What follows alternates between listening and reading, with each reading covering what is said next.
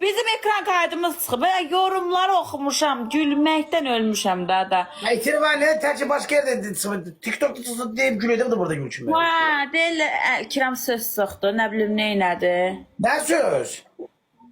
Nə bilim, bizim millət yozmağa yaxşıdır da. Etkefe de alma. Merhaba bugün ne kaçaysın? Çox sağ ol. Neynirsən? Keyfin əhvalın. Sağ ol sağ ol. Gör ne kaçay yaraşı. Bir balaca belenceli her şey tamamlanıyor. Ay ay sağ ol.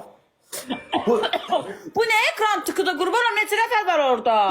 Düşün yok da. Vay Cemal.